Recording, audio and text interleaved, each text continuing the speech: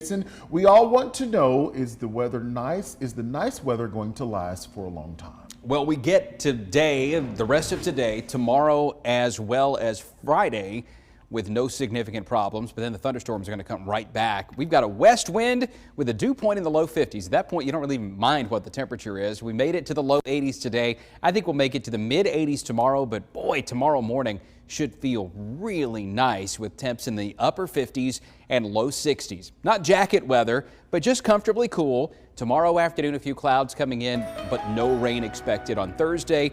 I couldn't rule out a shower or two north of Birmingham on Friday, but we're still generally very dry. Cooler air comes in, knocks the high temp down to about 78 degrees on Friday. Then, unfortunately, Saturday, Sunday, Memorial Day on Monday, and then even into the middle of next week, a good chance of showers and thunderstorms. Now, specifically, I think the heaviest rain for Sunday and Monday, probably northwest of Alabama. This looks like a thunderstorm outlook, but it's more of a flash flood outlook issued by the Weather Prediction Center. We just call that WPC for short. The yellow, a level 2 risk. The green, a level 1, marginal, slight, moderate, high. That's how they outline that. So yeah, that does clip part of Alabama. I think this probably ends up a little farther south than what this looks like at the moment, and it's all because of the same kind of pattern that we just came out of, where the storm track is coming in from the northwest. Little disturbances roll through that. And what I've outlined here is where most of our guidance is now suggesting that the above average rainfall is going to happen between Saturday and next Tuesday. So about a 4 or 5 day stretch of waves of showers and thunderstorms should add up to several inches worth of rain in Arkansas, Mississippi, unfortunately Alabama, Tennessee, and up into Missouri and Kentucky. As far as severe weather goes, right now we don't see any major threats of severe weather, but the risk of some heavy downpours back out there. Saturday, 40% chance of thunderstorms. Sunday, Monday, Tuesday, we're up to about 60%, and then those are going to settle down again toward the middle part of next week. So how does this work for the Memorial Day weekend?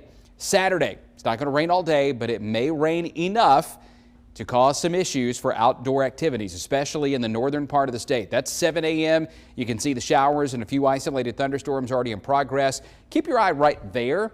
That doesn't look all that impressive, but usually when you see something breaking south like that, it's a pretty hefty cluster of thunderstorms, and you see how warm and humid it is. So there will be some thunderstorms around tomorrow on Saturday afternoon. On Sunday, more scattered thunderstorms, but they will not be quite as widespread overall. After Saturday's downpours, we may see a period in the morning hours where there's not as much going on, and then early afternoon, probably in time for the SEC baseball championship game at the Hoover Met, there's a chance of some heavy thunderstorms again. Wouldn't be SEC tournament season if we didn't have thunderstorms. Memorial Day, more rain and storms, high about 83, and the radar is going to look similar on Memorial Day with storms coming in from the northwest, settling to the southeast. The timeline on those still somewhat unsettled. We'll get down to brass tacks on that here over the next few days. But here's the 7-day. Few nice, cool, comfortable mornings. We go down to 57 on Friday morning, 59 on Saturday morning.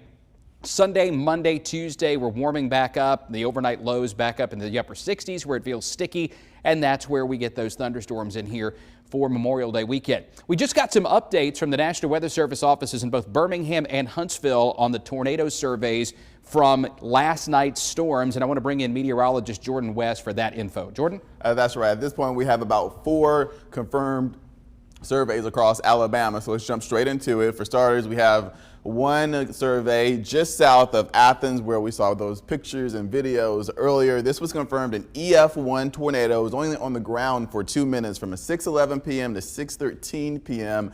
It went about 3 miles long just south of Highway 72, south of Athens, and headed towards U.S. Highway 31 south there. Peak wind gusts 105 miles per hour. Just south of that tornado was a more long-tracked tornado. The National Weather Service office in Huntsville had initially issued a tornado emergency with this particular tornado that headed towards and through Madison. This was on the ground from 6:09 p.m. to 6:35 p.m. and this one was rated an EF2 tornado. It started just east of Highway 31 and crossing I-65 and was parallel of Highway 72 and headed through Madison before lifting back up in the air. Peak wind gusts with this 125 miles per hour. And then back to that Bullock tornado further south and just south of Highway 110 here. This was on the ground for about 13 minutes between 3:58 a.m. and 4:09 a.m. this morning, rating EF1 with wind speeds of 105 miles per hour